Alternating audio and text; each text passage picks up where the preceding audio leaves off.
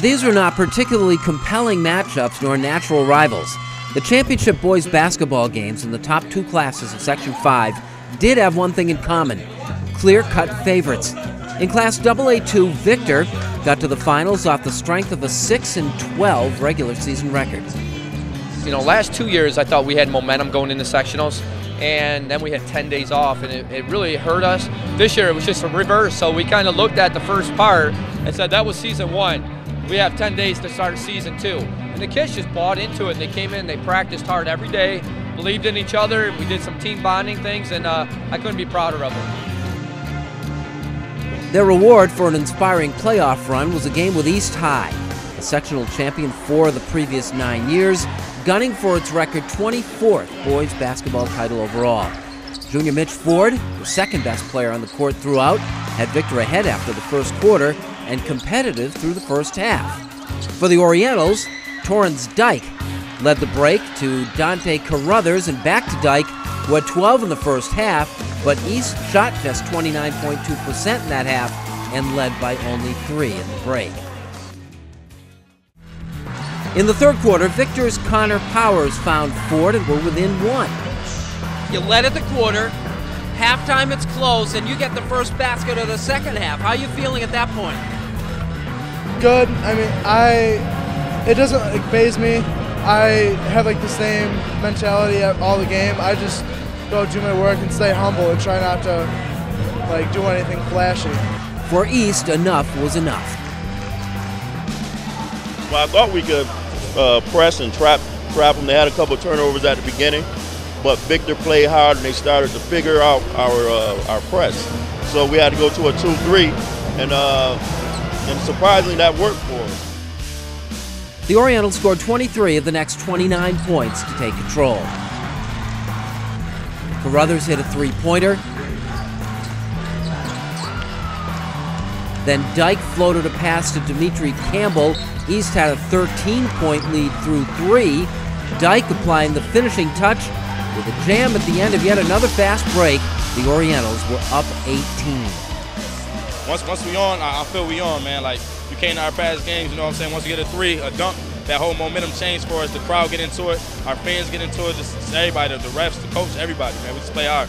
If he's not one of the best players ever coached, I don't know who is. If he's not one of the best players in Section 5, I don't know who is. He can do everything. He can shoot threes, he can dunk, he can pass, he's unselfish, he gets steals, and he gets the crowd out of their seat. Dyke wound up with 19 points as the dominant player in the game and the class as East moved past Victor 62-47. Everybody wants to beat East, and you got to bring your A game because they're going to bring theirs. And tonight, Victor put us to a test in the first half. They played a great game, great defense, great job coaching, and our guys responded in the second half. The AA1 final featured Aquinas, whose season had been measured by 2 heart-stopping wins over New Arch rival Bishop Kearney. Top-seeded in the class, the Irish featured 4 Division I college athletes among its starters, 4 more than Webster Schroeder. I knew we would play with them. I don't think maybe a lot of people thought we'd play with them. I knew we'd play with them. We're a good basketball team. I know that they're an excellent basketball team, but we played with a lot of teams this year, and we play a pretty tough schedule. So I don't think it was a question whether we play with them. In order to be successful, we had to be able to box them out, keep them off the glass, which, to be honest, we didn't do. Like Victor before them, the underdog Warriors came out strong.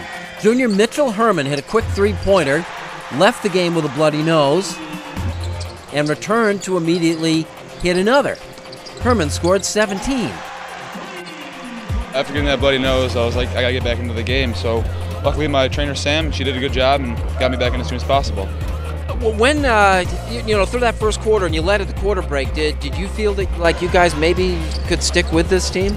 Yeah, Aquinas is a good team, but we were shooting well in the first quarter, and it showed. Schroeder owned a 13-12 lead after a quarter. For the Lil Irish, Jerron Jones, the Notre Dame football-bound 6'6", 285-pounder, dominated the paint and scored 10. Webster sophomore Emmett Holt, a smaller, younger version of Jones, at 6'4", 225, held his own, sophomore, at a team-leading 18 points. Aquinas moved towards a halftime lead. Phil Valenti hit a three-pointer, and then up by 6 points with time running out, Kristen White banked home a buzzer beater. The Irish left the court with a 9-point lead. That's a huge possession because instead of being up 6, you're up 9. I mean, you're almost in double figures, and you feel some breathing room a little bit, and and they can come down and hit a couple shots, and you're still up 4 or 5. Listen, great job in the first half. Great job. Scores. Listen, don't worry about the scoreboard.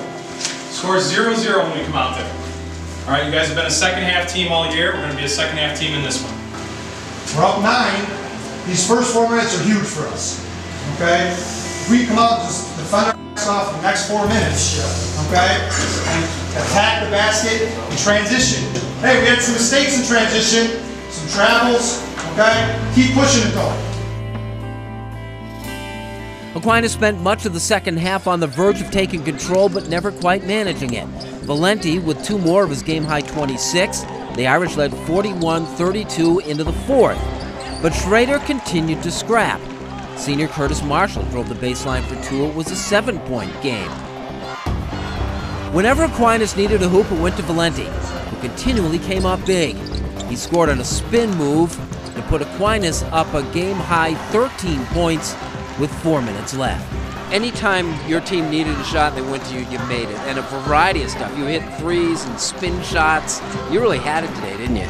I mean, the team looks for me to get buckets, and when they call my name, I like it. And I mean, I finished today. Sometimes I don't.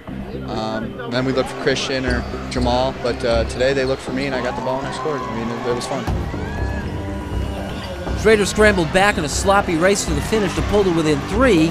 The game wasn't sealed until Jamal Partner stole a Webster pass in the closing seconds as the Irish finally put down the Warriors 63-57.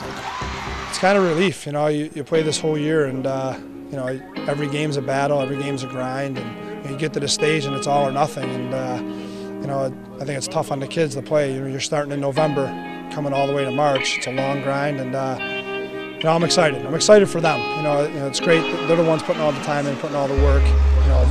Running the sprints and getting yelled at by me, and so for them to feel this championship and to be, enjoy it, that's all I care about really.